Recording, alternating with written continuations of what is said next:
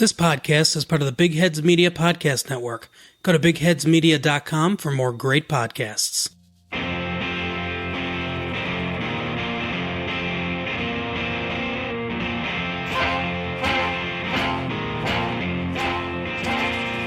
There is a podcast no one asked for. A podcast you never knew you didn't want. 3 beers in. This is the podcast. I anticipate a deeply religious experience.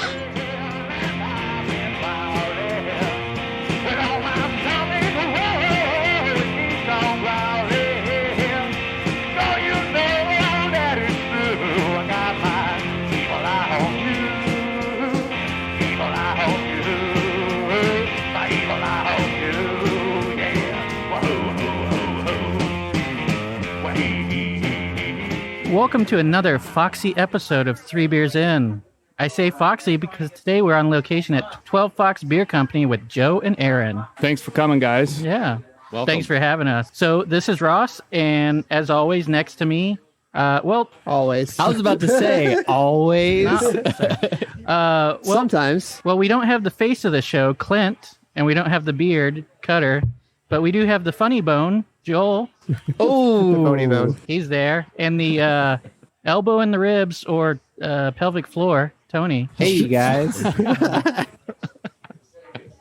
Can we also say that Cutter is the one that most resembles a fox? Like just the red beard and the red hair. You just said it, man. Yeah. You just called Cutter a fox. He's not here. That's what I heard. Okay. He's Call him Foxy. Foxy. Huh? Foxy. Okay. All right. Well, there you go. For those 80s references.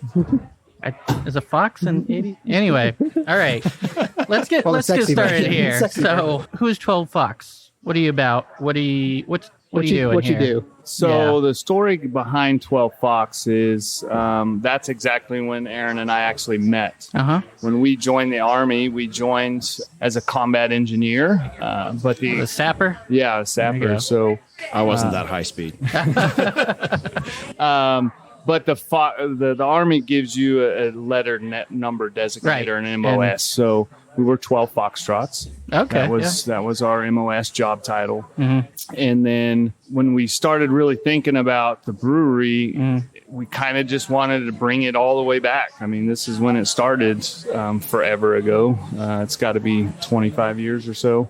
So, if we need a bridge built in a hurry, we're coming to you guys? Or? No, that's the 12 Charlies. Oh, so okay. no, but if you want I could something lay one blown over, up, though. Okay. okay. But actually, one of the vehicles in the 12 Foxtrot realm is a bridge layer. Right. So it has something that can span a little over 60 meters. Cool. And launch a bridge out there. And that's what we started as. Oh, okay. But if you want one built, we don't build them. We just launch them. All right. Well, The speed of those deployments were just The ridiculous. speed to is see. you're sitting Yeah. there and you're just going, and that thing's going so slow. And you're Yeah. like, people are shooting at me. Can you speed this up? So it's not like Minecraft? No, not at all. okay. Yeah, a good launch. I believe, if I remember right, it's like 2.5 minutes, which means Oh. you're sitting there for 2.5 Right. minutes. Wow. So Okay. it's not a fast process. All right. So, that's the name. What about the brewery? What do you want to do as a brewery? Well, really, I think what we want to do is I got to fess up right away. I'm not the brewer. Okay, right. Aaron's the brewer. He's Right. he's the guy that's got these recipes, and when he mailed them to me 5 years ago, and I drank the beer.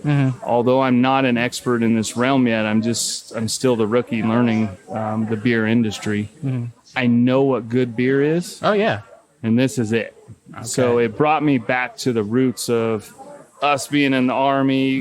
We did 1 year at Fort Hood, and then we were deployed to Germany, reassigned, because that was Bosnia 94, 95 Right, time okay. frame. So And being in Killeen for that amount of time, just you fell in love with good beers out in Killeen? Or? Texas I don't beer. think that happens with Bud Light. I was like, Fort Hood. I mean, Bud Light might have its place, but yeah. So when you get stationed in a country like Germany, who's kind of king of beers, and, Yeah.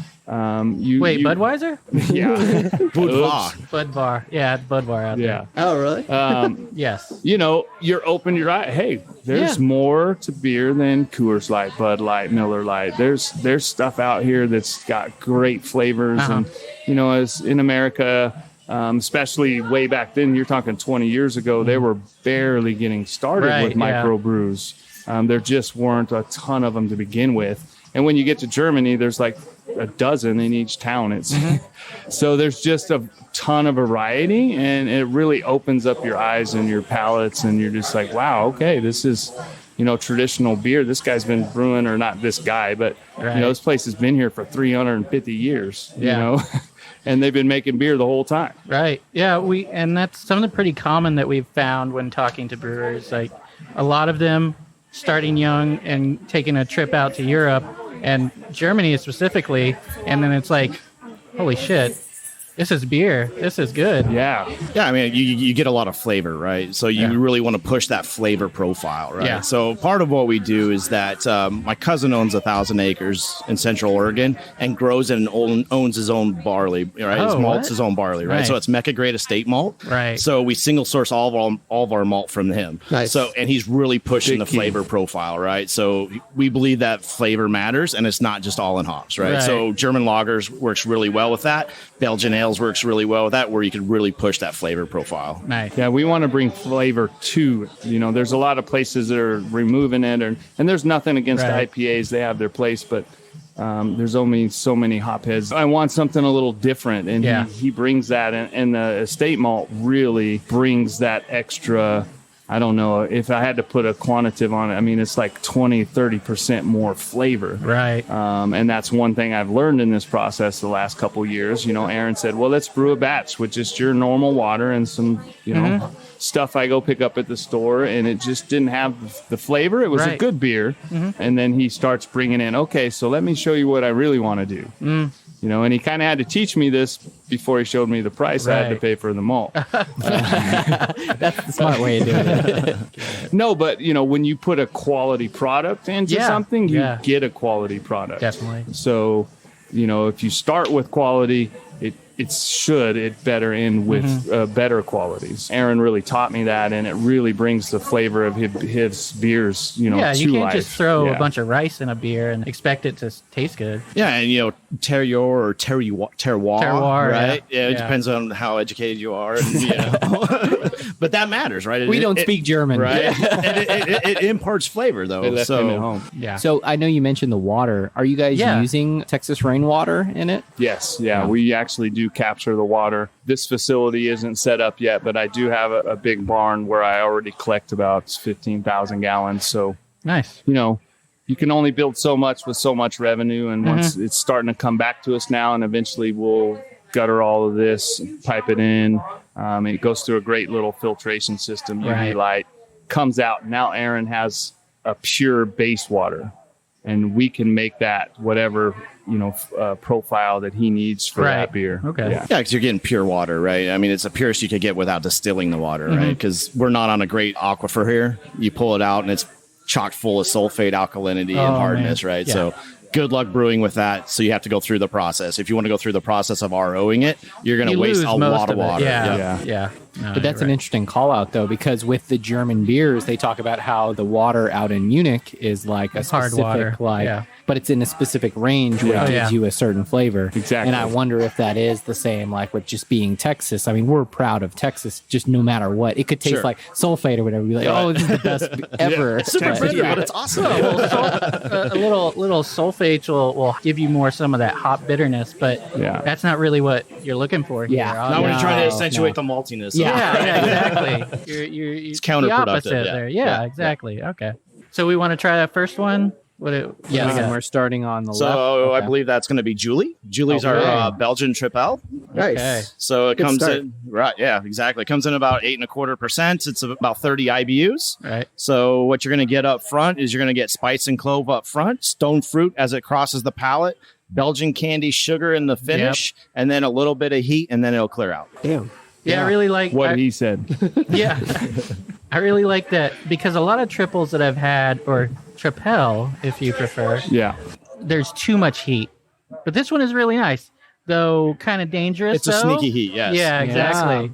I've messed around with it and got it 'Cause up I to could drink 10% a- at one point, Yeah, ooh. and you still can't taste the heat, right? Yeah, That's just a that's little bit of heat, dangerous. but it's 10%, and it Yeah, I could tastes drink like a that whole still, yeah. one, and then by two, that'd be too late. Yeah, and I really I'd be try to done. mask that heat, right? And you just with flavor profiles of the different yeast, because that's a blended yeast. That's two different yeasts in that beer, and then you use the malts. You accentuate the maltiness and kind of just hides that heat. And you did say that these all four have the same malt bill, or not the same amounts, but the same type of. It's all single source from my cousin's farm. Gotcha. Yep, from Mecca Great Estate. Yep. Gotcha. Right. Yeah, he worked with Oregon State University for 8 years, creating a special proprietary varietal of barley. Wow. Really? Yeah, so it's pretty interesting just seeing his process, what he's gone through. Yeah. He's down to his last 3 varietals now, so pretty soon he's going to be able to name one. Once he selects it, they're going through testing where Oregon State takes it. They make a basic Pilsner recipe with a single hop on it and then run it through a bunch of testing. All kinds of sensory testing, and then the actual data metrics, right, of that. Yeah. Right. So, like, the university makes its own beer? Yeah, they have their own Oregon beer. State, yeah. Really? I didn't realize that. Yeah, you They can have a actually whole get malting barley program. I feel like can all move to University Oregon of and get Texas is degrees. missing out. Yeah. Yeah. A&M is a little bit behind, right? Yeah. Yeah, and one of the great things that about his cousin's estate is it's pretty much on the same parallel. When you look at Oregon and Germany, it's on around that 45th parallel where hops and all of that stuff really grows well. And then you got to factor in the actual soil and where did it come from, what's in the soil to give those flavors back. And that's kind of how he's doing his blend with all the malts. Is he's started, like Aaron said, 8 years ago. He's down to 3 now, so they probably went through hundreds. Yeah. I think he started with probably 100 varietals, right? And then just slowly went from full pint and full pint blends and crossbreeding programs, right? And it just takes, because you got to grow through a season, right? Yeah. 1 year, 1 season. There you go. That didn't work. Scratch. Oops. Next. So, and you also said in the flavors on this, stone fruit. Would I have had stone fruit just by itself? Like, You've is that had a something you peach. can? Oh, is that? Anything with okay. a pit. Something with Gotcha. Something with a pit in Okay. it, yeah. Okay. Peach, So and that's all yeast driven. Yeah. So it's a blend of those yeasts. So the initial yeast I use produces a lot of that spicy clove phenols. Okay. Yeah. And then about 3/4 of the way through, I hit it with the yeast that's going to produce all that stone fruit. Gotcha. So then it basically overpowers the yeast, right, of the original yeast, and then just takes over. Yeah. Okay, so that's the middle, and then the clove is in the beginning. Yeah. Okay. Exactly. Yeah. Yeah, it's funny when you said that because as I was drinking it, that's how it hit. Like, Yeah. You kinda see mild, people's and eyes then just go sweet, and then afterwards, like, wait a minute, now it's a little bit of spice. Yeah. It's very complex. Like, it's really unique. It's really cool. Flavor matters. Yeah. Yeah. Yeah. So, is there actual peaches or anything in this? No, or that's it's really all yeast. just That's all yeast gotcha. phenols and Okay, that's esters. cool. Yeah. Yeah. So Aaron, how did you get started brewing?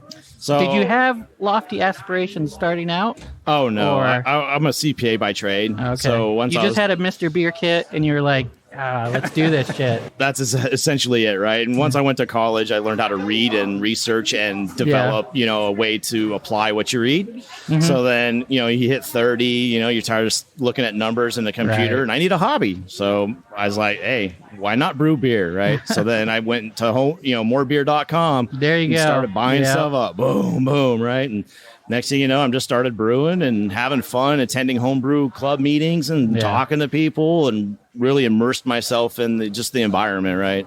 And then that's when it really just was becoming a lot of fun, right? And then the passion took over and stuff. So, Right. yeah. And was that a big scene out in California or? In Southern Nevada and Nevada? Vegas. Okay, Yep. gotcha. Yep. So yeah, we talked about it before, but you guys aren't from Texas. I don't know. But I I don't married know a about Texan. that. Okay. There we go. It counts. And it's- I use that pass also. It's not my fault I wasn't born here. I got here when I could. You're here now. Yeah. Okay. All right. I was stationed at Hood for a year and a half. Yeah, Doesn't there that you go. when I was like 18, so I was technically Honorary. still kind of a dependent somewhere. Your formative years. Yeah. Exactly. All right. Yeah, he went kind of back home and then ended up in Vegas. And then we moved back here. My wife is actually from Dripping Springs, graduated from here. So we moved back here to, have our kids be in a small community and grow Right. up. And that's just what we wanted. Family's big. Yeah. It's actually a key part of the business as well. Right. As we're the ones normally behind the bar working, and Aaron's wife is a phenomenal cook, and that's how we've got her tied up and already putting her to work. And my wife's great at marketing with our other lady, Lindsay, and so it's really a team effort. It's us. So you mentioned cooking. Your website, you mentioned a bakery. Oh yeah, I was looking out when I walked up, and I was like, Where's, I don't smell anything bacon. Yeah, my wife is ridiculous at that stuff. Yeah. Well, beer's priority. Right, So yeah. we got to get beer rolling. We are on a small 1-barrel system. So our beers go through the tap room pretty quickly. Right. Yeah, the support has been amazing from the local community, So even with great. people coming So out great. from Austin, San Marcos, even San Antonio, they're coming up that we just cannot keep beer, right? Right. But being on a 1-barrel system allows you more like variety, right? You do get a You lot can- of flexibility, sure. Yeah. Yeah. And get to kind of experiment, the overall game plan when we came into it, I asked Aaron, hey, can we survive on a 1-barrel? We already Right. have it. What if we just get more fermenters? And he goes, yeah, we can. I mean, it's going to be rough and I'll have Right. to brew my ass off, but Right. it will help us develop which beers do our customers like, which That ones makes sense, yeah. are hitting you guys, Yeah. what tastes good to them. It would suck to make a huge batch of beer and this one, and it lasts forever, while this one over here, people are drinking the shit out of it. And it's like, What do you do with 20 kegs that doesn't move, right? yeah, exactly. Well, that was the conversation we Like had. if you have an IPA, that's going to be bad in a couple weeks. Yeah. but the Doesn't IPAs last sell long. Yeah. decently quick. But what was the conversation with like the smoke beers, Oh god. where it's the rock like beers. the brewer loved the Chip from smoke Live Oak, beers. yeah. Yeah. Yeah. And He's they're going to like, keep yeah. brewing smoke beers until everybody likes smoke beers. And the Gradzitsky, and the Yeah. other one he had. Well, where we were great beers. stationed in Bomberg is probably yeah, the That's where they get their malts from, Original, actually. yeah. I believe. Yeah. From the raw Wireman, beer probably, huh? from Yeah. mine. Yeah. But that's the idea, though. If somebody comes in off the street and they say, "Well, typically I drink Coors," would you offer them a smoke beer? Like, where would you start them on the scale? Believe it or not, I'll start them with the pills. Yeah. Right. And they're like, okay, it's bitter or whatever. And I was like, well, here, this is going to be light in color, so I'll hit them with the Tripel. Yeah. But I talk them through that process, Yes. right? Yeah. As they're tasting it, and then I just converted them from that Yes. to a more complex beer. Which is hard if you're not there behind the Exactly bar, right? right. Yeah. It's Yeah. like you got to have And that it's all about social training. interaction. Yeah. with- Yeah. exactly. Yeah. When those next levels happen and we Yeah. have bigger systems and we have employees, that's the training part of Right. you have to I- know what we're Yeah, I Oh, don't of think course. education ever stops, right? Like, Yeah, I mean, right. even Budweiser, AB InBev is buying up so many Ah, craft here we breweries, go. right? And they're exposing more and more people. Yeah. to more But and as more they craft. expose more and more people, it's making the education piece of it easier for Yeah. Yeah. independent Yeah. brewers, Yeah. right? No, Yeah. it's true. So there's a good bad thing to the big guys. Yeah. Yeah. Well, All beer has its place. that's true. If you really love rice, there you go. Hey, I make a Weezer Light. Oh, there you go. That's one of the questions that we have for the brewers. It's what is your favorite non-craft, non-U beer? Like if we opened up your fridge back home, what would you have in there? Drinking a High Life. No, mine would general. probably be Shiner's a good staple Yeah. Oh, in yeah. my fridge. Ziegenbach's kind of the same flavor Oh, as there you go, Shiner. yeah. So I like those kind of more amber beers. And then I normally always have still, not my craft beer, but Julius Ector is one of my favorite beers. Okay. It's a German beer, but they sell 2 or 3 varieties here. And so if I have one of those stashed all the time somewhere if I need a good pick-me-up. So Bach. So Baki. Yeah. Double so Bach, multi. A Dunkel, they have a Dunkel that's yeah, really yeah. good. So those are kind of my hidden, but on average, it's usually Right. just a Shiner in there. Aaron, what about you? I'll probably be somewhere in the realm of the Negro Modelos. Oh, there we go. Modelos kind of Well, something it's that's Modelo like, Negro. like, Go it- wrong like with it's that. kind of flirting on. Yeah. It's Mac. Modelo It's a macro, Negro, but it's right, flirting right? Vienna style Yeah. lager still, right? Yeah, exactly. But now it's Modelo Negra, right? Same great taste, different name. Right. Anyway, but A lot of German brewers went through Mexico. that's Yeah. true. Yeah. We've talked about it before. We did a episode on a Vienna, and I didn't know it before, but that's really interesting because it was around the time of the revolution in Austria, and then people were coming over to Mexico. So there was a lot of Austrians living in Mexico, and it's like, nobody told us about. Where was that in history? The emperor was Austrian. The that emperor of Maximilian? Mexico. Yeah. Yeah. Who was deposed and Yeah. We don't want to get into that It's again. a bad story. Didn't Wait. work out well for him. which they had some mirrors that are hanging in the Driscoll now, and that's why his wife haunts the Driscoll. Anyway, But we're not supposed to talk but we about the weren't allowed. haunting. We weren't. Yeah. Anyway, but so we were talking. You seem to be more of the German. You like Styles. more of the German styles. I really do, Which yeah. we talked about earlier. And Aaron, you're more Belgian. I'm a very in much your- Belgian Yeah. flavor profile. Just for Okay. my taste, I just like it complex. Yeah. But I appreciate the like just the intrinsic value of a nice, well-made German lager to Yeah. where when you taste it, it flows through. There's no off flavor. Super clean, super rich, super Right. malty. Right. Versus I like the Belgians where you can get that with that little bit of a candy sugar, and then have that yeast that really pops with the phenols Oh yeah, and the esters yeah. and That, stuff. that yeah. was something that I thought was really interesting about your triple. You blended the yeast to get that flavor profile that you really wanted out of those yeasts. exactly That right. was yeah, yeah, that's yeah, really yeah, yeah. that's really cool. I really enjoyed that. But yeah. That's something we always like to call out on these episodes, how like our kind of drink profiles line up. 'Cause Yeah. I'm definitely going to go for like the amber. Oh yeah, the box. Yeah. Or- Yeah, ambers I and love a box. good box. I mean, Ross as well. Like we're pretty similar, but Oh man, I drank the shit out of some Ziegenbach back in the day. oh yeah, those kegs were cheap. Oh yeah, and that was one of the reasons. Yeah, yeah. And it It's still cheap had and some good. flavor, you know, Yeah, right? yeah, I liked it. But like we have a guy in the podcast, Clint, that really loves IPAs. And you know, IPAs aren't for everybody. But it's the point of we're doing 3 beers in, and we kind of we're pushing ourselves. He hates IPAs. Yeah, I know. Yeah. He's not going to listen to it. So. Yeah. I have to. I mean, I don't like IPAs. Well, but that's I really the thing. Have you found those like hybrid IPAs Yeah. that are I like, have, and guess Yeah. who's giving them Yeah. to me, right? Yeah. What he did is he really learned what I liked as well. Yeah. And I don't like the staunch West Coast Yeah. grapefruit citrus in your face. I hate For me, grapefruit, it's just yeah. not my flavor profile. And then he showed me, the hazies and the New Englands and brought those down. Those are too sweet, too sugary. Yeah. So he's kind of tried to blend those up a little bit. And the one of them you'll be tasting in a minute, the Blurred Fox, Right. is kind of like that. And it's lighter, and I'll let Aaron describe it all. But it's just one of those things where I'm not a big IPA fan. And now that I'm actually in this beer world, I don't think any of us here are huge IPA fans. Yeah. really. Yeah, we'll drink them and we can tell what's a good one or a bad Yeah. one. I've had, yeah, but I've it's not had our ones first that pick. I like. Yeah. But yeah. Well, I would just tease that, hey, these people don't know what they're doing. 'Cause Yeah. I tasted real stuff in Germany. Mm-hmm. And when I came back to America, it's just getting started and everything's about IPA. And to me, they were hiding the flavor. They're Right, massive. yeah, They're putting with so the much hops in hops, there. yeah. That was like, where's the flavor of the beer?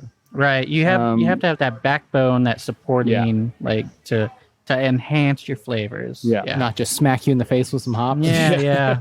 And there's hop heads, and that's Yeah. fine. Yeah. And we brew them. It's just when I go to a bar, I'm not ordering an IPA. Yeah. Yeah. And I really like that your menu shows that pretty much. You don't Yeah. have, it's not just IPAs, which a lot of places you'll go and they have a huge menu and everything, but a lot of them are IPAs. So Yeah. it's like trying to find the good stuff. Like, And then how much fruit and can you pack into it, right? Oh, How much man. fruit per can you put Yeah. into an IPA, right? is it an IPA then? What are you doing here? We're Okay. changing. We're making it Texas. Yeah. No. All right. Yeah, So I always- let's get Joel. What do you? I was gonna say I always judge those people because I've never been at a bar and someone would be like, "What kind of triple do you have?" They're always like, "Oh, what kind of IPA do you have? I'll drink any IPA. I'm drinking IPAs all day." That's how they are. It's like at that point, just like they don't drink. Is that beer. your impression of Cutter? Sounds like anyway. Cutter drink any beer. It's almost Yeah. like, hey, what do you have? Oh, it's a Starbucks because I like the label on the front as I yeah. walk down the street, right? There you go. Yeah. And then I like craft beer.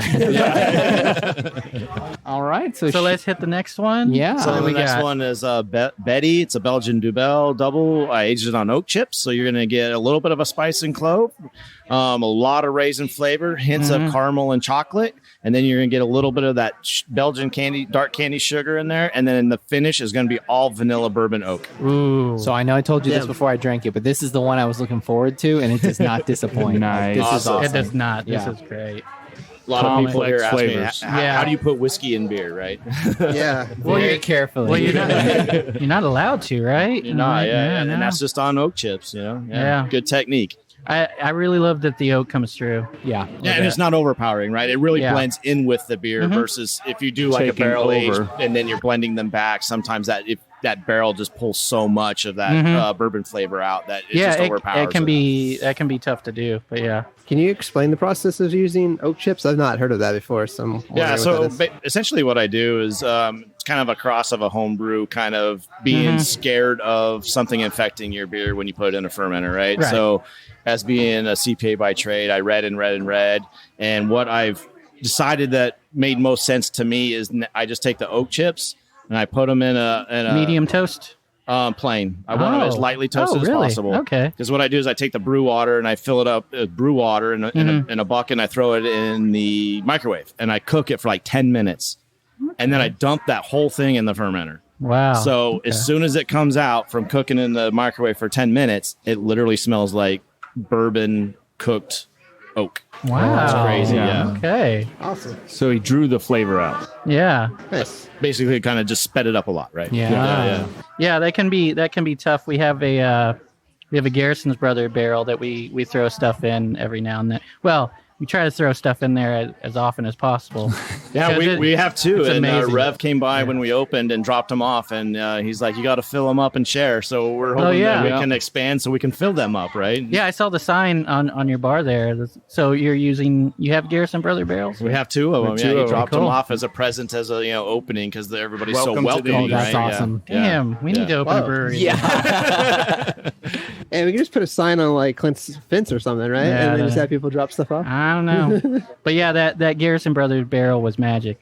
But yeah, you can never be sure how much bourbon you're going to get, because that first batch, I did a wee heavy, and it was a little bit wee heavy with a lot of bourbon. It's like, Which is delicious. I was gonna say, with all that caramelization, right? And then the flavor of the bourbon, it matches really it was well. good, but after a bottle, it was like, It was really good. yes, exactly. Yeah. But Well, yeah. I want to get back to what one of you guys said a minute ago about this industry, and I've worked in a couple others, not in the beer industry, but I want to, in general, it's a very welcoming community. Yeah, we found that. Yeah. Yeah, they really want to help you out. You know, when they come here, they Everybody's introduce in it together. themselves. Yeah. Yeah. Well, what is it like? Rising tide lifts all boats, Yes, and it's like what you exactly. said, where like the big people are starting their crafts, and that's lifting everything. Yeah. But I think when you have some amazing craft breweries knocking it out of the park, someone says, "Hey, because I like that one, I'll try that one down the road," or exactly right, yeah. I'll spend a Saturday and drive out to Dripping, and man, I'll go to a couple of them out in that area. Yeah, people we're getting being a a lot lot of more willing. brewers coming in from outside the area, coming by, check us out. The Yeah. word's getting out there. Yeah. So that's really good, right? It's really positive feedback, a lot of community support as well. Awesome. And once we quit working so much, we can go to theirs and thank them. Yeah, and drink their beer. It's gonna be a while though, right? Probably. When did you guys just opened, right? Memorial Day weekend. Okay. Okay. So I think just, I've had 3 days off in 90 days. Yeah, I mean that makes sense. It's a one barrel One system. barrel Yeah. system with 8 fermenters. Awesome. There you go. and let the work start. Yeah. And you know, he had to start a couple months before we Before actually you open, opened, yeah, so exactly, the beer was to get ready. the beer so, ready, exactly. yeah, Yeah. you actually got to go back a little bit further than the 90 days he's talking Yeah. about. So you guys out here, you have how many? 12 taps? 12. Yeah. 12. Well, that makes sense. 12 Fox. 12 Fox, 12 taps. Yeah.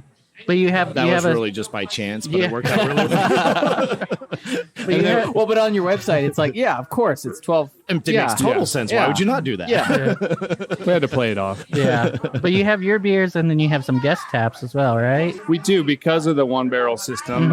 You know, we just can't keep all. Also, not everybody's going to want a beer, right? Exactly. So, So in our business model is to have those 8 taps of beer, but we also want to provide wines, cider, yeah. mead for the people who might not want a beer. And you're still educating people about other items Right. that are available Yeah, that are absolutely. not beer, right? That are still craft, products. Yeah. who's had a mead? I don't know. Exactly right. I hear that all the time. What's mead? What's Yeah, that mead stuff? And we Where carry was- Rohan Meadery, which is the first meadery in Texas, right? So Nice.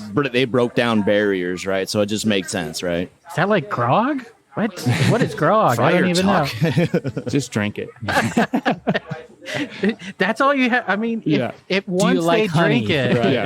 yeah. So yeah, we keep the guest taps. We'll Yeah. fill whatever we produce. Normally, we pull about 2 a week off. So we have some every now and then. Like this last week, we couldn't pull any off because we just did a bunch of lagers in a row. Right. So now it threw the system off a little bit, but that's what our clients were really wanting. Yeah, and so I really love that. Like you're doing a lager. yeah. So, like you don't see a lot of people, especially a lot of Gotta people wait that starting. extra time, a lot right? a lot of people starting out They're not doing lagers. They're just doing all ales, which isn't a bad thing. But where's the lagers? Yeah, I'm okay with the cash conversion cycle being a little longer to have a nice quality lager beer. Yeah. Because just people just don't make great quality lagers true. at the micro level, right? They want to pull them too early. They're not quite ready yet. And okay, keg it up. Because we're not waiting that extra 2 weeks. Still green. It'll do it in the keg. Okay, it doesn't. It kind of works that way, but you really need to just let it lager. Let it sit. Yeah. That's why it's called a lager. It takes a long time. Yeah. Speaking of like your cash conversion, did you guys get affected any by the beer to go legislation? That didn't really affect us because we're a brew pub license. Yeah. Okay. So that brew pub license is subordinate to a wine and beer retailers or a mixed beverage use permit or something like that. So we could always still sell beer to go. We could still self-distribute. We're only limited by the 10,000 barrel mark. So that's a lot of beer, right? So when you get to 10,000 barrels, then you can make the transfer over to a manufacturer's license, and then you still retain your beer to go. But when we do that, we lose our ability to self-distribute, or we can still self-distribute, but we lose our ability to bring in gas taps and bring in the meats and the wines and the ciders. We lose all that. So, there's always a trade-off. Yeah. That's okay. Because that would be a tier blending. Yeah, I was wondering what now that there's beer to go, why have a These brew laws don't pub make versus sense. a production brewery? But Yeah, so for our model, as we want to bring in other varieties of beverages, it just made sense to be that brew pub license. Okay. Yeah, that makes sense. Okay. And at 10,000 barrels, that's a lot, right? Oh, yeah. From where we're starting right now, off, yeah. That's way up there for us right now. One barrel each batch, so... Yeah, I don't even think I could see 10,000 There's not barrels, enough hours in the year to do that. The light at the end of the tunnel is not even a light at that level, right? A dot from where you are. That's like, So, and you always can open that second location, too, and now you got another 10,000 barrels. So, and you need to license it by location, right? So then you can just have that as your manufacturing facility and do it that way, right? Not have to mix the properties. So there are ways around it. Yeah. Stick it to the man. Right? Yeah. Well, I was an auditor by trade, right? So by trade. Yeah, exactly. I've learned It's how good to have him in my the pocket. pale moonlight, right? Exactly. So they're over there doing the math. You're like, Not only can he brew beer, he keeps the government off. So we might have touched on this, but what actually led to starting 12 Fox? What was the catalyst? What said, like, hey, let's do a brewery? Like, what? It's a pretty funny story, actually. Aaron's start, because it did start with his home brewing. Yeah. And after a few years, he started brewing the legit beers, and he started entering some competitions, and he ends up winning a pretty big competition, which elevates him and his brew. So I'll let him tell that story, and then I come in later. He wanted me to come in and help, and I was at a point where I couldn't. Yeah. But that comes back later. Yeah. Yeah. So basically what it was is that, being a CPA, I was like, well, I can go and raise money, right? The market had just took a downturn, which hindsight's 2020 is not the greatest idea at the time, but there's a lot of cash in Vegas and there's a lot of people wanting to do cool things. Yeah. And so as we're going down that process, you just had to talk to more and more and more investors. And the more and more as I did that, the more bad taste I got in my mouth of going through that investor route.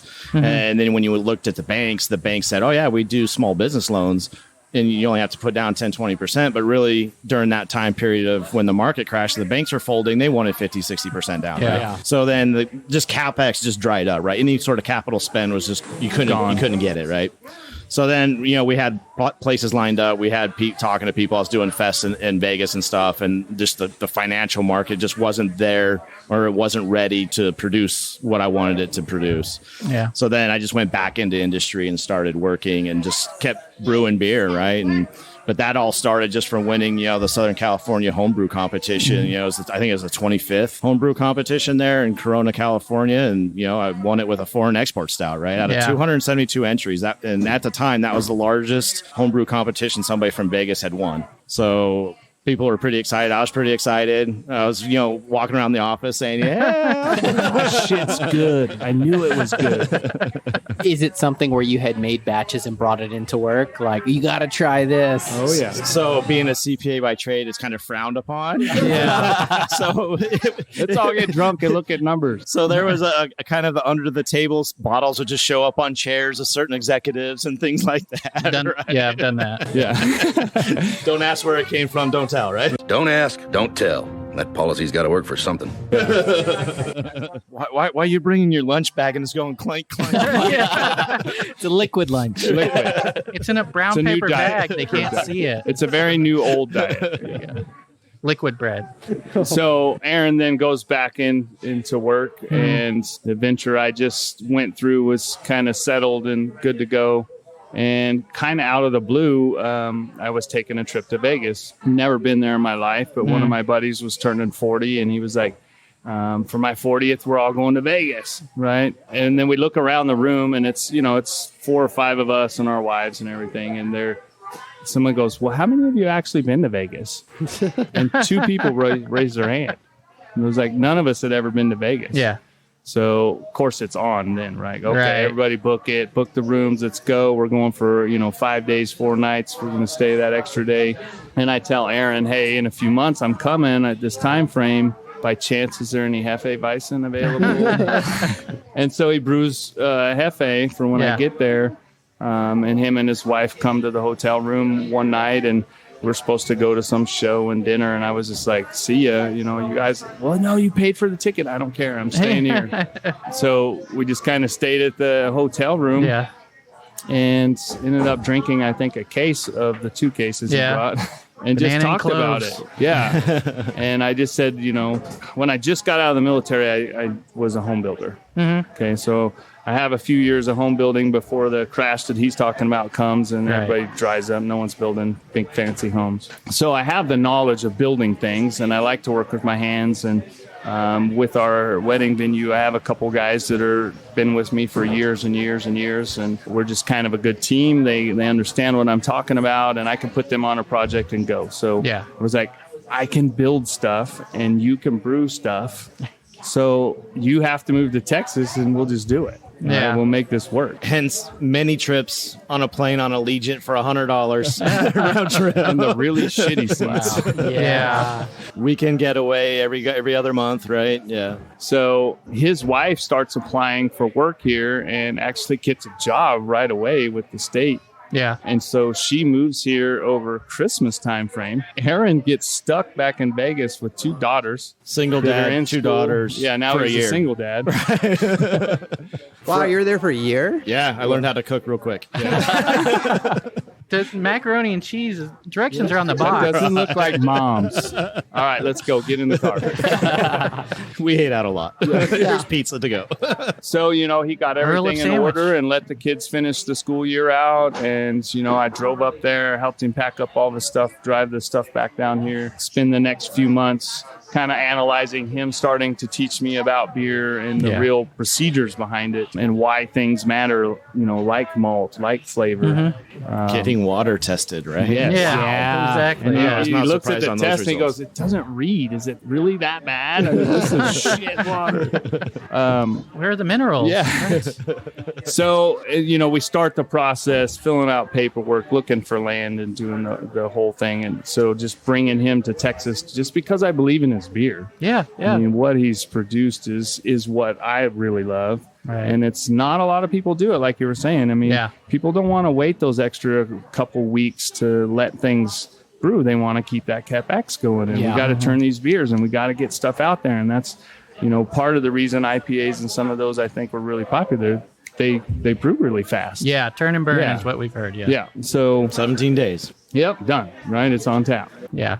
So we want to try the next one. So the next one is the Pilsner.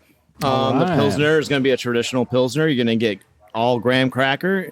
You'll have a little bit of grassy flavor, hay flavor in there. Right. And then all that floral, earthy bouquet of hop bitterness in the finish. Yeah. We've actually tried this one before, I think.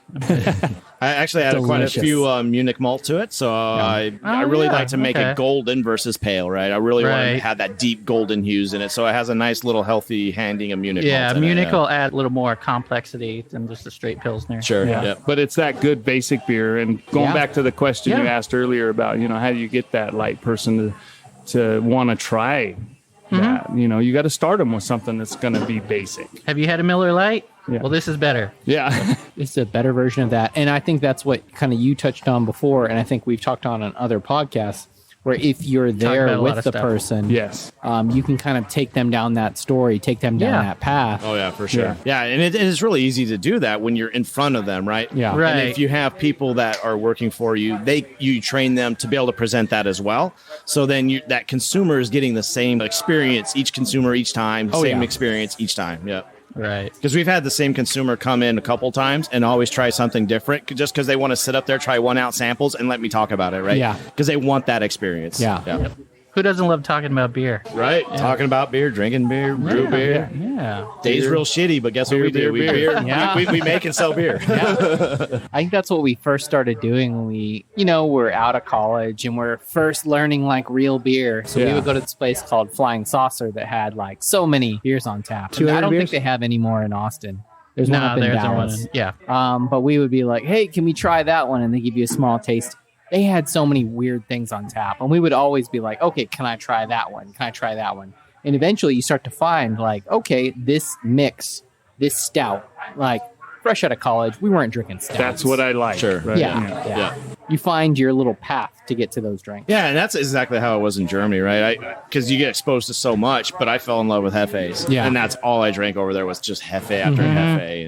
And Now that was the looking turning back, point. it's like, how could you not like that beer? Right, yeah. Easy transition from Bud Light to a Hefe, especially that German Hef that has all that banana Yeah. flavor. Yeah. And that's one thing it's really hard to find here. I looked for years and years and years. Yeah. Just never found it. Right. And that's really how he set the fish hook in me, was when he mailed that beer, he mailed me Hefe because he knew that. I mean, that's what we drank. Yeah. And I got it in the mail, and I was like, okay, I got to put this in the fridge. I can't drink it right now. I'm going to drink it tomorrow. Yeah. So I had to hold back, not go crack it open right away. And that next day when I got off work and I got home, I was looking for this beer all day long. And I open it up, and as I'm pouring it in my Hefe glass, that waft, that smell that Takes came you out back. of there, I got... Just talking about it, I got goosebumps. It's real. It happened because I literally transformed 15 years into the past of, Private Hoag sitting at this bar in Germany. I was like, how the hell did you capture that? Yeah. You just captured this moment in my life and delivered it into a beer. It was just floating in the air. I put it in a bottle. Bottled it up, stuffed it real fast. But I mean, it was traditional. Yeah. Right. It didn't have all these things. And for quite a while, microbrews, they wanted all this flavor profile. I mean, there's tons of them with fruits and all this different stuff. And I'm looking for that traditional, just base beer. I want to taste the flavors. It's frequent in a lot of American craft brewing. It's pushing it to the extreme. Mm-hmm. And it's like, it's good every once in a while, but it's not what you want every day. Yeah. Right? Yeah. Well, and then that's when Aaron also exposed me to his Belgians as they like so much, because guess what? They're packed with flavor. Right. In all the front, middle, back. I mean, there's flavor everywhere. It's not just the basic pills where it's just that basic flavor. Mm-hmm. Hey, if you're going to eat 400 calories, you might as well enjoy it. Yeah. So you can put tons of flavor in beer without ruining the beer. Oh, yeah, of course. So you mentioned being a home builder. I know I, for one, was following you guys on the Instagram way back before you had the property, back when you were, what was it before? Backroads Brewing. But yeah, you were knocking down brush and trees. Right out there. But yeah, so what led to the change from Backroads to 12 Fox? Licensing. Yeah? Yeah, I mean, the U.S. Trade and Patents Office, right? They pretty much shut you down on that, right? Because there's a Back Road Brewery in Indiana. There's 2 words, singular, too much like the likeness. So why fight that and spend money doing it when we can create something even more creative, more identifiable, right? Yeah. And that's when we had that conversation of let's go back to the roots, right? And really, at first, I was a little concerned of, are people going to get what a 12 Fox is? Mm-hmm. And then come to find out, it's not like I really have to explain the story. I mean, we came up with a great logo. Yeah. Great. Yeah, I was going to bring that up. Yeah. There's a fox, there's your chevrons, and it also kind of looks like the the grain, the barley. Yeah. That's exactly what it's supposed to be. Yeah, it's got a fox in there. Exactly. Yeah. And plus you've got Barley, your mascot there. Right. The fox's name is Barley? Sergeant Barley. Sergeant Barley, That adds to it even more. Aaron Darling painted that with, it's all done with spray paint. He's also he brought Austin Street art out to the Hill Country. He's also painted stuff stuff in slab barbecue. He painted like the All chicken right. and the pig Oh, and stuff. okay. Yeah. Oh, nice. And Barley's got the meritorious unit commendation. Is that? Well, I don't know what's on there. I didn't go look at it. Aaron asked me for a photo of my medals, Yeah. all my stuff, and I was still right in the middle of trying to finish this up and make sure we could open on the 24th. I don't know. Here, take I didn't this. get I it gotta- to him, but what he did is he's one of 4 boys, and he's the only one that didn't actually go in the military. Okay. So one of his brothers is a pretty great Marine. Yeah. And those are truly his. So he took a picture of it. His brother sent him a picture of it, and So I don't know what his brother won and what he's got or what he earns. Or you don't really win them, I should say. Right? No. What you earn while you're in. They're true medals. It does have a meaning. They're his brothers. Yeah, it is a good note for his brother, right? And that was more sentimental than just us putting art up there and tooting our own horn. But it's for him to give recognition to his brothers. That's cool. Around. Yeah. I was thinking the part in Arrested Development where Buster goes into the military. Into Army. Into Army. Yeah. I got these for, what's it? The seal is for marksmanship, and the gorilla is for sand racing. Sand buggy racing. I showed up. Yeah. Here's your participation. So what made you decide on your... Well, do you have core beers? Or since you have the one barrel system, is it just always evolving? Or is there something that you always want to have on tap? Well, that's kind of a tricky question because I think we have our core beers. Yeah. Definitely have the ones that we love. But that's the beauty of this one barrel system is also to find out what our customers want. What is the population? What do they want to drink? Are they drinking this or not? So it really helps us develop that core beer and figure out, what they like. Because he's got enough recipes. I still haven't even tasted them all. Yeah, I mean, with a one-barrel system, it's really hard to put a Helles and a Pilsner on deck at the same time and see who outperforms who, right? Yeah. We don't have that depth of metrics, right? Yeah. Just with what little that we're producing, because for reference, I released a Helles on a Friday, and in 10 hours, I sold 31 gallons. So there's no way I could compare the two. I try, but the metrics are just kind of what they are, right? And then I sell Julie in a 13-ounce glass and a 10-ounce pour. Yeah, and revenue's higher because it's cost more, but we're still churning it. But I have it longer. Yeah. What does it all mean, right? Yeah. Do you have any Oktoberfest on the way? Yeah. So last week I started brewing the amber ales. I brewed a Dunkel. This week will be the Double Bock and the Oktoberfest beer, and as long as with the Schwarzbier. And then we're going to follow that up with a chocolate Dunkel, which is a Dunkel lager that had sex with the porter. That sounds amazing. It's so delicious. I saw it on your website. I don't think that's what it says on the website. Yeah, I think it's more of like, oh, this is a really nice German lager that needs a porter that has some caramel I like your way notes to better. it. Yeah. I think you're on the wrong website, Ross. That's how I got to the website. I think it was .xxx. Right? Sex with a porter. That does not lead to the same website. Results. It did get me to some 19th century vintage stuff. Yeah, vintage. There were 12 boxes. I don't know what that says. I don't know. I'm not reading into that one. I'm going to play ignorance on that. Yeah. Okay.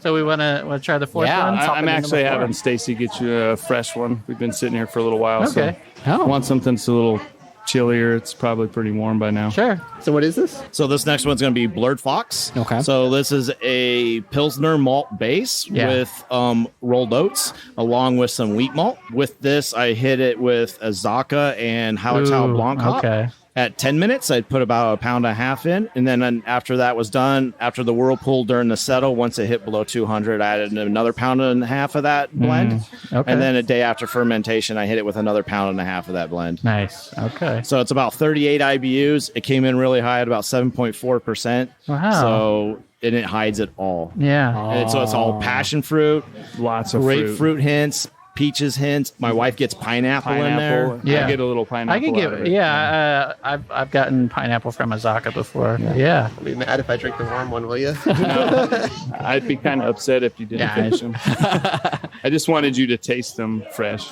Yeah. What about like the the super dank. Like, do you go for any of those? Like, have you brewed any of those that just like? I haven't. I've really tried to stay on the fruity side, especially with the Southern Hemisphere hops. I'm in love with New Zealand stuff, right? Even with their new Motica blends, right? I mean, that's so powerful for that sauce blend type hop, right? We use Waiheke a lot. Nice, yeah. I'd love to use Nelson just like everybody else if I could ever afford it or find it. Yeah, right? no, and not get stuck in a hop contract that can't produce. Actually, right? I was talking to a guy $28 at a beer. Yeah, I was talking to a guy at Hop Squad, and they were trying to use a Nelson, but yeah, he was saying the same thing.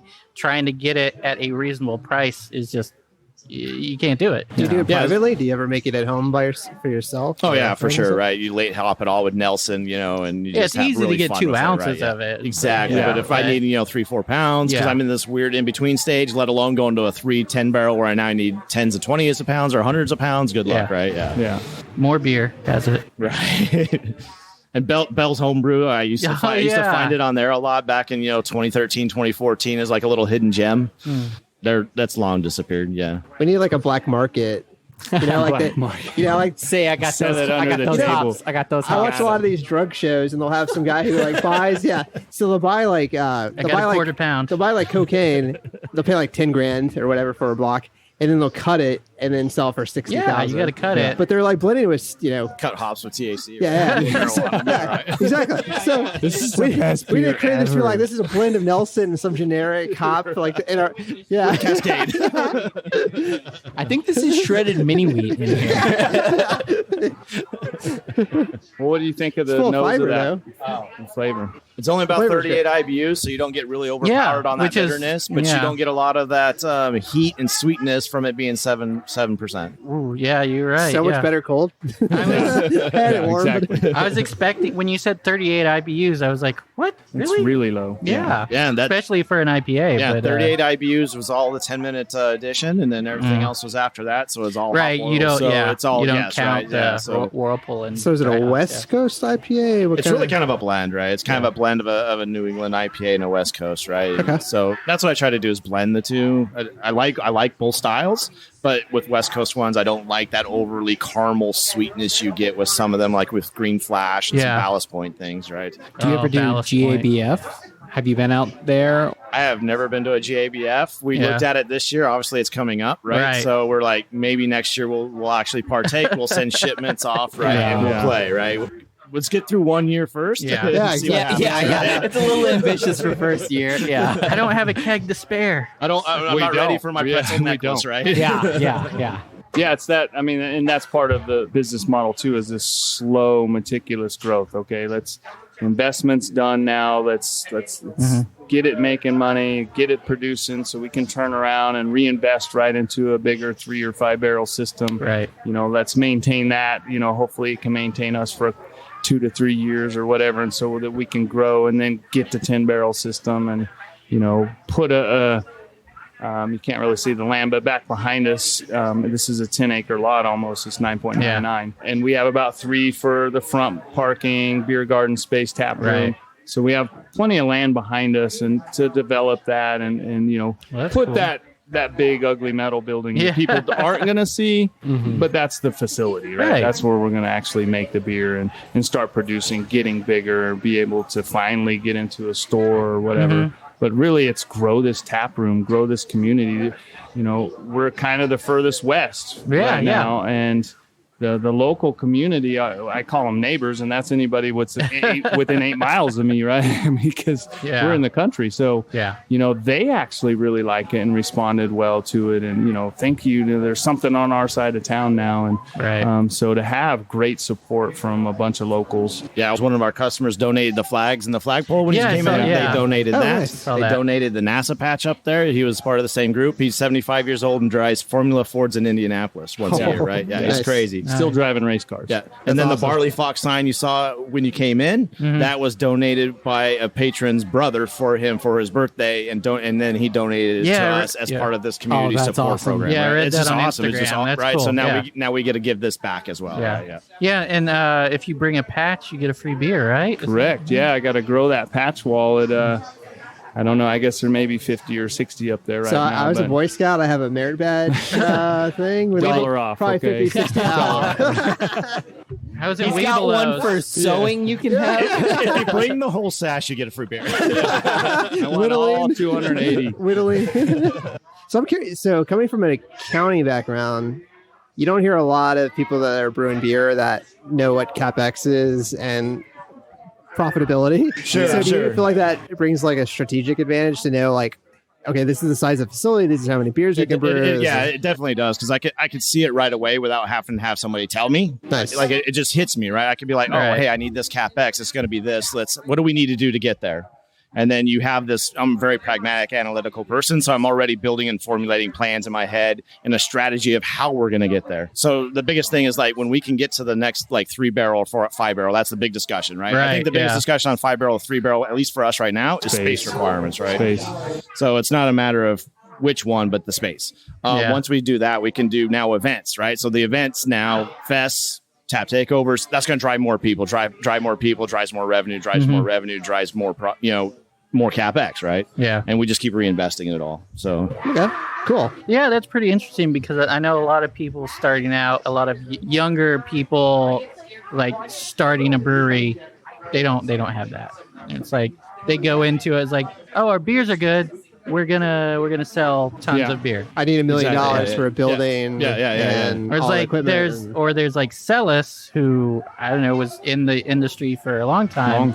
And then they were projecting like 200% growth every year. It's fine to project double-digit growth, but when you're doing triple or a high end, it's just compounded interest, right? It's the same concept. You're going to compound that interest year over year, and it's just not attainable or sustainable. Your market share is probably shrinking a little bit every year because more breweries come in. Especially to Austin. And how aggressive are you going to be in the marketplace with your sales force, right? What's your marketing strategy for that, right? Yeah, are you going to market Austin and take over Austin, or do you want to go take over the rest of the state or start somewhere else? That's the thing. You probably would have to go the whole state. But anyway, not to talk more about other guys' beers, but what do you guys think of macro beers like Coors and Budweiser and... So I kind of said it earlier. I mean, all beer kind of has its place. There's times in for all of it. I kind of call it a river beer or a pool beer. If I'm going to drink a 12-pack or, get a case of beer and go out with my buddies because we're going to drink all day, I need something light that's just not going to get me hammered. You don't want an Imperial Stout or... Well, I mean, it's Texas and, in the summer it's like 100. Take out that Roxanne, that foreign export. Yeah, and you have 3 of those and you go take a nap under a shade tree. 3 down the river, see you tomorrow. So I'm curious. So that brings up a good question. I'm so full. What were you doing the last time you had like one of the core 3 beers? Oh wow! Like was it like you're just at a party and grilling or a friend just like here you go? It's like all we have. It's like or it was the hottest day of the year. I would say it was probably Thanksgiving last year where I'm out smoking turkeys and I need something to get me from 10 o'clock at night to 2 o'clock in the morning. That doesn't make me just go to sleep by the fire. Well, I mean, you could. I mean, I was kind of rolling my eyes thinking about that, and I just don't drink them very often. Yeah. I mean, normally if somebody has one, they'll hand me one. I'm not gonna be rude or anything. I can drink it. You're going to be at a birthday party. You're not going to be like, get this shit away from me. You don't shotgun and be like, next one? Well, they've all my people know that we have this now, so they just kind of expect me to bring all the beer. Oh, wait, you have a brewery. We need like 12 cases. No, I don't make any of the beer. That's Aaron. Have you found that more common now that you're like, we opened up this brewery, you should come by. Like, okay, well, I'm having a party. You should bring your beer to my place. Yeah. There's a lot of free 99 wanting going on. So this leads me to my next question. What do you guys feel is craft? What does that mean to you, craft beer? I just believe that means that somebody's taken their artistry to it, right? I mean, just like Aaron with his beers, he's reflected his experiences, his knowledge to bring out the beers that he really loves. Yeah. So in my general opinion, it's just somebody who's brewing with that love, making something that they're proud of. It's not everybody likes everything, but they're proud of that beer and they know what's in it. And, it's not just how many bottles can go through that production line. Right. 'Cause it's the same. Yeah, I think recipe you over cross and over, you know, Yeah. from like kind of just art, right? It's Right, almost yeah. like impressive, artisanal, Or like how are fine you dining gonna, or you like know, how are you going to tell something- somebody or communicate something about your artisanal product that you have? putting right? yourself into Expressiveness, right? Yeah. what you make. Exactly I right. get Yeah. it. You know, and love is probably 99% of it, right? Just love, right? And you make it with love, it's going to taste like love, right? Salty. Salty. Wow, I'm sorry. I don't know. I don't know what that means.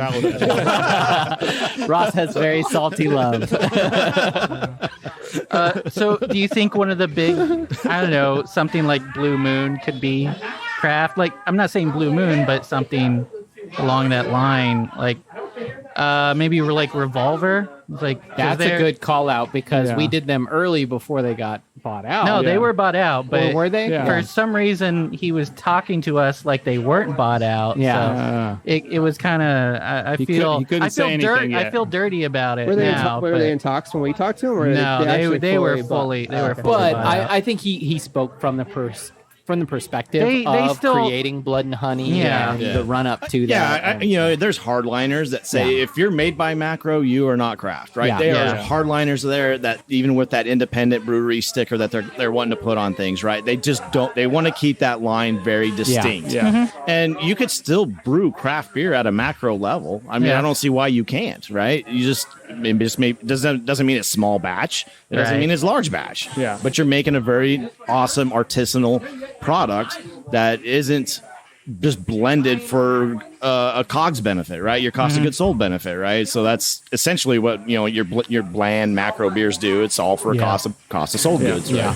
So, but I think you can still. I don't think that's a hard line. I think you can blend that line. You can. I mean, just Carbach's kind of the same way, right? I mean, they started out, but they kind of had this mission to go attack Budweiser. I mean, they wanted to take Budweiser taps. And when you poke the bear long enough, the bear gets angry, okay, what? And throws money at you.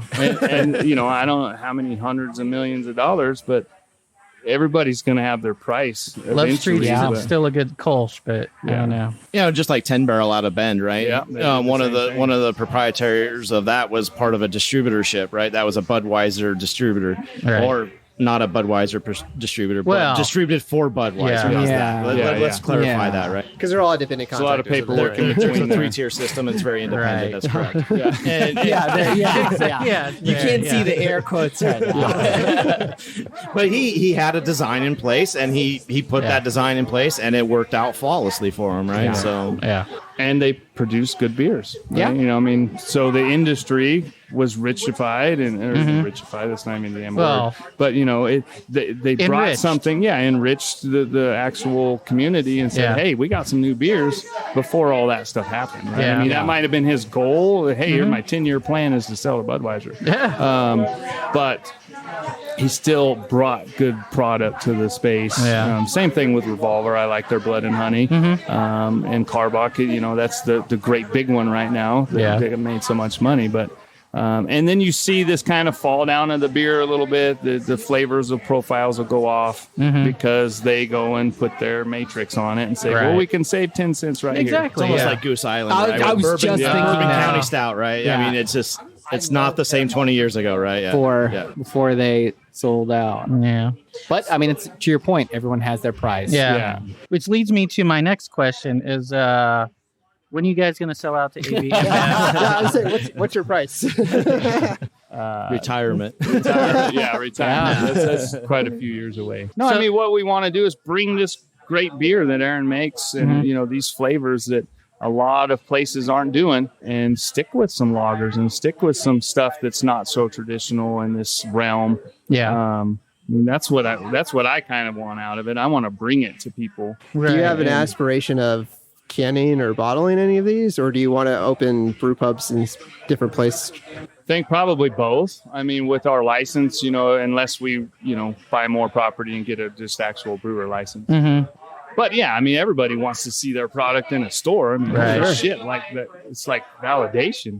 Right. Wow, Yeah. we made it. Holy crap, we're in the Yeah, store. you can go to an HEB. Astros game and say, "Hey, give me a 12 Fox." That would be freaking Yeah. nuts, right? Yeah. Oh, man, that'd be awesome. $12. It didn't cost me that much to make it. Dude, yeah. So There that's you go. what That's how we you want to pitch do. it. Yeah. You know, will we sell out to somebody? I don't know what the future holds. You never do. But Yeah. I mean, the goal is really just to bring good beer to this market and have grow, fun, right? Just And have grow fun. and have Absolutely. fun. Have fun, get back to the community. So, And then whatever happens in the future will happen. But I mean, we just want to grow it and Yeah. keep it growing organically, and just do it small. I don't want to take on investors. I've been working for myself for a long time, and I don't think I can answer to a ton Right. of people. So we just want to keep it growing. Mm-hmm. It's doing well right now. We're not very old. I mean, 3 months is nothing. Right. but- Yeah, I was gonna say, wait, 3 months in, you don't know what you want to do? I mean, Oh, yeah. And what's crazy is all of our growth is organic right Yeah, now. sure. It's all community support, and then we're building brand loyalty every day, and then it's so much fun when you build that brand loyalty and you see people keep coming back. You see new faces coming in just because somebody had talked to them. Yeah. And then that this is still faster than social media in Texas. Yeah. right? Yeah, absolutely. Yeah. Word of mouth is what for Word of people mouth. can't see. So I guess you answered my next few questions. So let's see. Let's say you've lived a long life and you're gonna have your last beer ever. What's it gonna be? We call it a deathbed beer. So you're on your deathbed. Yeah. Like, it's the Mine's absolute last easy, thing. and that it really just goes back to Germany, Yeah. where my family lives over there, and I would have to have a Kaiser beer. I love his Weiss beer, a white beer. Yeah. It's just my favorite. It's what really transitions my taste buds to make sure, to drink good stuff, quality stuff. So that just kind of like I told the story earlier about his Hefeweizen. It's just one of those beers that every time I go there, that's the first thing I do. I mean, I have to go get that beer. For me, it was about 7 years ago that Firestone Walker had made a bourbon barrel aged DBA, and that's when I fell in love with bourbon barrel beers. And when Firestone quit making that product, I just cried in my sleep. So then I had to find Parabola and Sacaba or Abacus, depending on the fence that you're on. You know. But yeah, that Firestone Walker barrel aged DBA was probably one of my most favorite beers. Their 805 is still a really great beer. Yeah, that's the it's a one we good drink beer. the most of. Yeah. Which is the craziest thing is it's the same beer, it's just rebranded Yeah. with a different name, right? But it's selling out now, right? Yeah. So is it DBA's at Deathbed Ale, or what is that? It's a good name. It could be. So you said you really love Belgians. In 7 years, are we going to get a lambic out here? Or like a Flanders Red, you have already got it started? Or? So I haven't even started one, but my wife really loves taking lambics and mixing it with pilsners and hefes. Wait, and what? Really?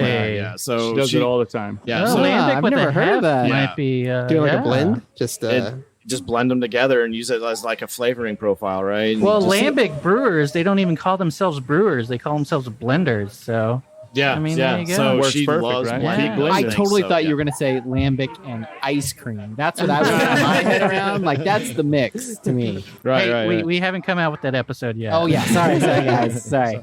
And just like Sneak what peek. we did, there's a lady that wanted to try the Goza from Red Horn. Yeah. And we also have the mead. And she's like, well, I want to try them both. And then we're like, well, do you want me to put it together? She's like, sure. So I put like a shot of the mead in the Goza, and it ended up being ridiculous. It's ridiculous. Wow. Yeah. So Well, yummy. is that the Betsy now or what? Becky? Becky. That was her name. Yeah, that was her Yeah. name. Yeah, so Becky. she lost her Oh. mind. Yeah, she's like, oh I my saw. gosh. Well, right, yeah. because it's a watermelon gosa and then a cranberry mead, right? Yeah. Yeah, It so sounds yummy. good. Ooh. Yeah, I mean- it's I mean, super tart, but You it's still guys didn't refreshing at make the same it, but time. you kind of did make it. We blended it, right? We blended yeah. it. Yeah. I don't Is want that to be new a license? blender. Do we have but to go hey, get licensed? for that? That's one step over from the Cicerone. There you go. Yeah. Ooh, is Oh, this it the is. Becky? This is the Becky. Oh, nice. Whoa. Okay. Wife's working behind the scenes. So what's thank the, you, thank what's the you. Becky? So that's the watermelon Goza from Red Horn mixed Oh, okay. with Smell the watermelon. cranberry So mead. yummy. Oh, so right? you renamed it to Becky, Okay, yes. nice. Yeah. Because, was it actually named after the person who ordered it? Yeah. Yeah. Yeah. She's a little firecracker about 4-0 and on red Instagram. hair, Oh, short curly red hair. She was very pleased that that you refreshing? Oh, my goodness. Wow. Holy crap. Wow. Taste buds just came away. Whoa. And this was just random? It's just Random. This is- Totally random yesterday. That it was not what I was expecting. Yesterday. This is Just blends really well together. Yeah. I could see this becoming like on a hot day. Hey, like, right? holy Yeah. shit. Have you had the Becky? Head back on a hot day. My wife doesn't listen to the podcast. But it's really refreshing. I mean, it was a random thing that happened, and we just told everybody all day yesterday, and I mean, the ladies just really loved it. Even the guys, to be very honest, we just give super it to light, them and, tart, refreshing. Oh, that's refreshing. Yeah. Nicely carbonated as well. Yeah. Super yummy. Well, I'm just thinking with that like watermelon, and it's already a goza, but if you did like a light salt on the rim to give it just that little bit extra salt, oh my god, yeah. I mean, I already like it. More sugar, maybe. I'm more of a sugar. I like a little bit sweet. Well, it's not salty like Ross, right? Yeah. That's a good thing about blending, though. If you like it sweeter, then you would add just a little bit more of the mead and sweeten it up a little. And if you like the salty, then you cut back on the mead, and that goes as pretty salty. It's got a good sea salt base. Yeah.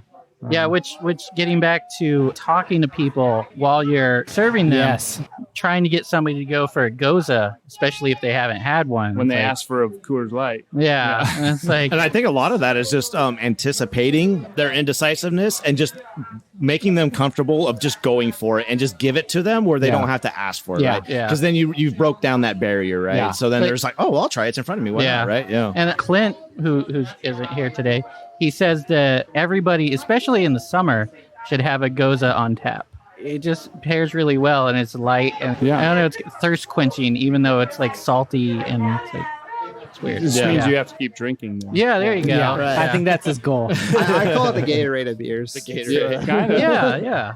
It's packed full of electrolytes. Electrolytes. There you go. That's what plants crave. Yeah. Could you put that on tap? Like if people come in like wanting a light beer and just have something called not a Bud Light. It's not technically Bud Light. It is a light beer. And then they'd be like, oh, you want this one? It's called not a Bud Light. And then if you got sued, they'd just be like, well, it's not Bud Light. Why would you sue me? It's not. Yeah, we said it. I mean, it's in the name. We were very clear on that. Yeah. We're emphasizing not. Does that go back to all publicity? Good publicity? No, but we do offer a light beer. Aaron mentioned it earlier. We nicknamed it the Weezer Light. Yeah. Oh, nice. It's actually named after one of my aunts, and they're hardcore kind of like beer drinkers. I thought you were going to say Weezer fans. Yeah. And it was purely out of jest, right? Because every time I'd be there and brewing, and she'd come by in her best Southern Houston accent of, "You have anything that's Coors Light?" And okay, fine. So behind the scenes, I was like, I'm just going to give this to her, and she'll leave me alone, right? And it actually turned out really well, and people really liked it and enjoyed it, which was light American lager. Yeah, exactly right. Yeah, it was gone that weekend. Nothing like corn, rice, and a little bit of barley, right? There you go. So simple as best. He stepped out of his box, and it really worked well. When we gave people tastes, wow, that's good. That's refreshing. And, it still had more flavor than a normal light beer. Right. I mean, it's still going to have great flavor. Before it was fermenting, it so tasted like corn. Oh, yeah. I still taste it. I still can taste the corn. But what do you think about those Bud Light Coors commercials where they're like, oh, we have your corn for the corn syrup or whatever? Yeah. They're like, I think we got it by mistake. And they're like, oh, yeah, that's our corn. And then let them in the gates. And now Bud Light's putting their ingredients on. Exactly. Water, malt, and rice. And yeast. It's like rice isn't better than corn. It's just the same. It's sugar. It's not even corn. It's dextrose. But whatever. But it's just one of those things. It's if as we said, we were trying to find out what our patrons like, what do people want, and if they still want a good light beer, it's not that we can't produce a light beer.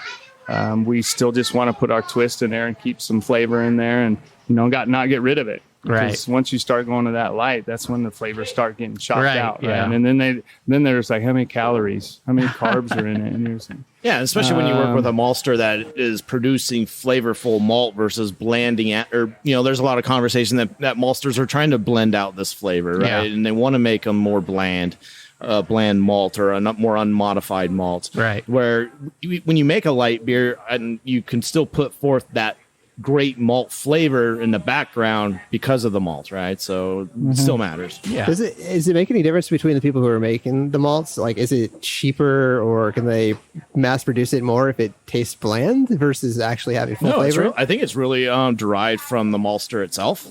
The maltster has the ability to drive the kilning process, right? And so there's great debate When you get in the malt world, like when I talk to my cousin Seth, I lose my mind because he'll talk about barley matters along with the malting matters. It's twofold. Some people think that it's just the maltster that imparts the flavor. Some people say that the growing, the terroir, and all that does not impart any flavor. So it's really an interesting conversation because the science just isn't there right now. Yeah, I would think what you start with matters. Yeah. So I know typically we do 3 beers, but at the end of when we finished our beers, we like to go back and Shotgun?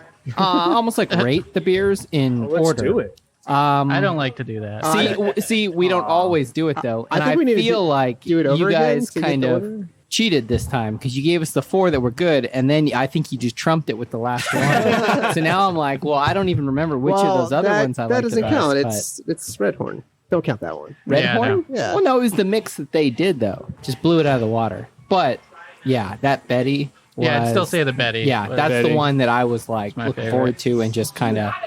Yeah, that's one that's definitely made people, when they taste it, just their eyes get really big. You see their pupils dilate a little bit, and they're like, I'll just go with that. They don't even want to try anything else. Their mind was made up. That one probably gets the most street cred that way. Yeah. And to be very honest, the ladies really love Betty. Because a lot of them will come in and say, well, I don't really like beer. Yeah. So when you White give them Claw. something. so much flavor. That, It's got so much flavor that as Aaron said earlier, you might start them with a Oaky Pilsner vanilla. and then go, well, this is going to have flavor. Yeah. right? Yeah. And then they drink it and it's the same thing. Eyes like, wow, that's good. Okay, Well, that I can oaky drink flavor, that. especially if they like wine, like that Yeah. might You hit get some of those same almost notes. a little tannin-ish, Yeah. right? Like you get a little bit of that, yeah. What about you, Joel? What's your favorite? He didn't say. Oh, I wanted to do the order. You can do the order. you Do can do whatever the you order. want, man.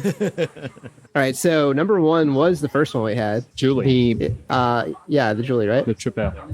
So I think it was number 1, number 2. So that's the same Julie order. Betty. But I think you just swap these last 2. I think if we did that. So you, so you put the Pilsner last? Wait, you like the IPA and then the No. Pilsner? actually, the order we did it in, I think I liked because I like the first one was number 1 by far. It set the tone, But right?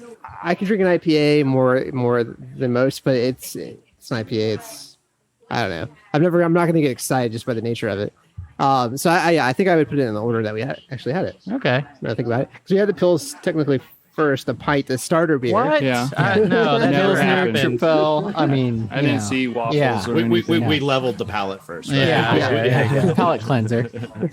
So what's second for you two? Oh, probably the triple. Triple. Yeah. So the 2 Belgians still. I would say second for me is the Pilsner. I thought it was a great one, like great light beer. Started Super us off clean, nicely. right? Yeah. That base, that's just great base beer. Yeah. But I'm also the sort that would be like, oh, now that I know that Betty, like that's what I Yeah. go for. Yeah. I can Yeah, see for that. sure. So one last question that we're kind of forced to ask now.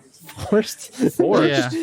I mean, we We're started, forced because it's a competition. we started asking contract? it, and now it's just become this thing. Anyway, how do you feel about the movie The Fifth Element? Is it a good movie, or is it a bad movie that's fun to watch? Or is it just terrible? I don't know. I actually don't mind it. I kind of Yeah. like the movie. Yeah. I'm a big fan of it. Yes. Yeah. That too. So I just want to point out our media pass also says Multi-pass. multi-pass. Corbin Dallas. So that's No, one of the good movie. yeah. So we Okay. have Awesome. a lot of votes for great movie. Yeah, we Yeah. You know, we don't I think judge we have people both who of the say that it's a bad movie, but it's entertaining. I don't think we've gotten a single "it's a terrible movie." We did one. Did we really? Yeah, we got Matt from the Beer Museum. Oh, okay. Who's I also was just who's getting now ready to at- ask, is it ABW. just John Wayne fan or what? And then you said that- It's nothing like Empire. That's why, I guess. I don't know. I mean, it's very typical Bruce Willis Yeah. type. Oh, yeah. Macho, Yeah. shoot him up, gun him up, and then Chris And Rock then just sets it off, hilarious. right? Oh my Yeah. goodness, Yeah. yeah. Wait, where's Chris Rock? No, Chris Tucker. Chris Tucker, Tucker. sorry. Yeah, Yeah. yeah. Well, it's like you get all genres, you know, Yeah. and people are like, "Oh, you're just Sci-fi, overselling comedy, it." action. There's romance. There's you know, opera. Yeah. There's opera. Oh yeah, there is. During a What shooting isn't scene, there? Space opera. You know, it's like you get any movie with Gary Oldman where he Aziz transforms like that. I'm just gonna say, like, I'm a big Gary Oldman fan, and he made that character. His southern accent was not. That was not was one that of my Southern favorite. in that movie? Yeah, it wasn't my favorite thing. Oh, but I thought anyway. it was just space drawl. Hey, it could be. Yeah. Okay, it's better South that side way. of Saturn. Southern Universe. There you Yeah. go. Yeah. Now it's better. All right. Anything else you guys want to? Just want to thank you guys for having us out here. Oh, yeah. Yeah, Like, thank you guys for coming. Yeah, Definitely. I think this was a great progression through these beers, and it's really exciting to see what you guys are building out here, and that we're catching you guys so early on the journey. Yeah. Keep following. Yeah. Keep Anything following. you want tell people listening out there? Come enjoy the experience. There you go. There you go. Perfect. Hopefully it won't be so hot. We got misters. And fans. There you go. Well, thanks again for coming, man. This was a lot of fun. I've never done this before. We had fun coming out. Thanks everybody for listening. We had a great time out here at 12 Fox. Come out and enjoy their beers. Enjoy their blends if you'd like to. Thanks again. This has been Ross. This is Tony. Joel's there. This is Aaron. This is Joe. And this has been the podcast. This is the podcast. Thanks for sticking around. You can subscribe to us on iTunes, Stitcher, Google Play, TuneIn, iHeartRadio, Spotify, BigHeadsMedia.com, or anywhere there are podcasts. If you like what you heard, rate and review us on iTunes. Check out our Patreon. Find it at patreon.com/3beersinpodcast. Check out all of our awards. You can give as little as $1 a month to help us keep doing what we're doing. It really helps out, and we'll give you a thank you on the show. Or for a little more, you can remain anonymous. Like us on Facebook. Follow us on Instagram and Twitter at 3beersinpodcast. Check out our website, 3beersinpodcast.com. You can find information about us in the show along with the links to all of our episodes and our really cool merchandise. While you're on our site, you can tell us what you like, what you don't like. If you don't like us, then why the hell are you still here? You should have turned us off long ago. But if you're just going to listen to us anyway, you should probably subscribe too. And if you would like a transcript of our podcast, write down everything that we just said. And then the music starts.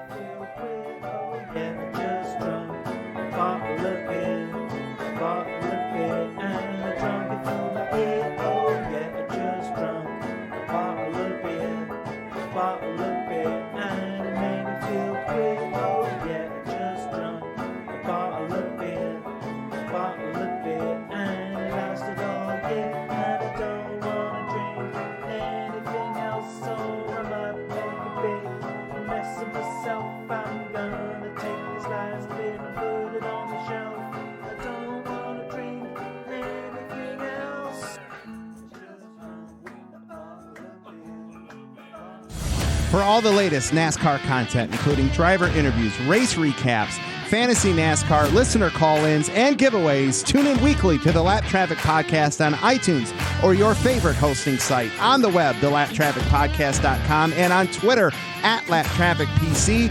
Don't get caught chasing the lucky dog. Tune in each and every week to the Lap Traffic Podcast.